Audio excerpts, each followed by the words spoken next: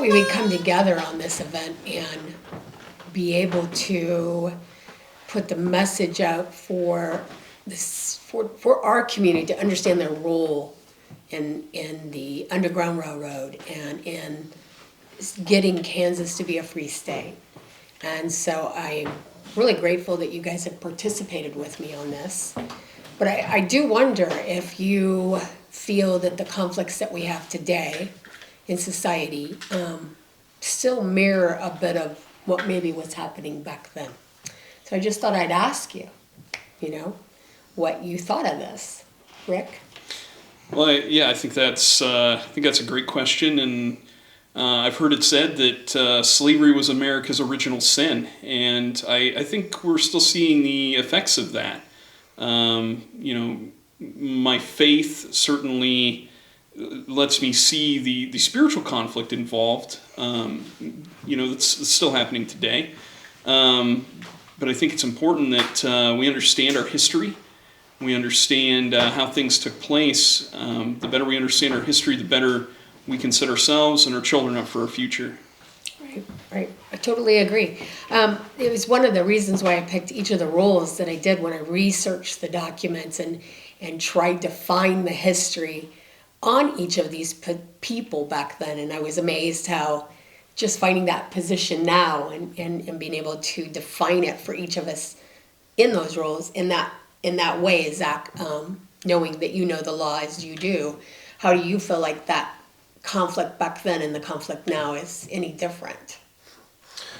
I actually, I look at this play and I look at the character that I'm asked to portray, and I find it, although it may seem easy, it's easy to act, it's easy to pretend, but then when you ask me to think about what it is that I'm doing and the act of chasing down a human for purely because they're a runaway property, it's mind-blowing.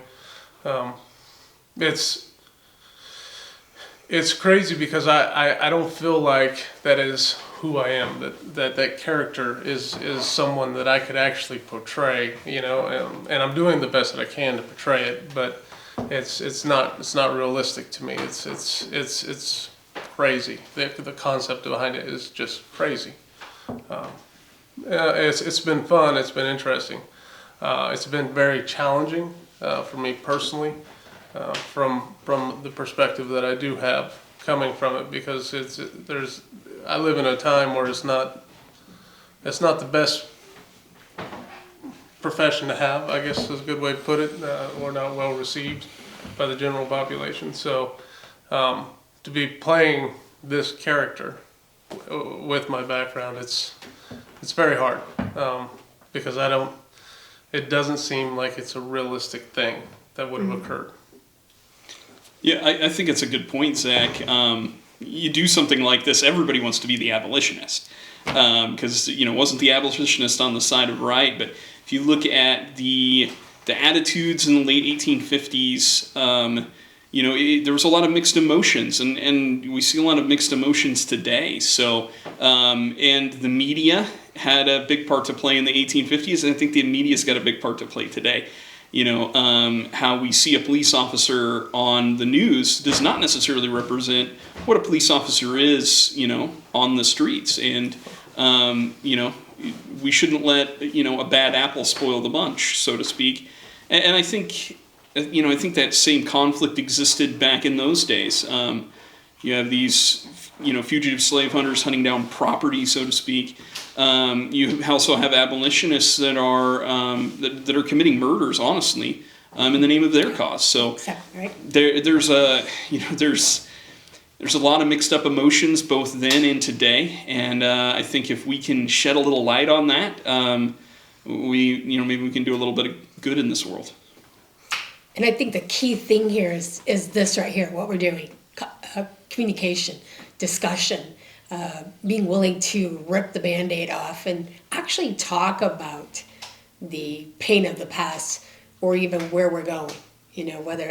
Otherwise we're just going to be spinning our wheels. So that was part of the reason. Now, Dort, you contacted Zach and I to ask us to be a part of this. Could you share some of your convictions and why you've thrown so much of your time and resources into this project?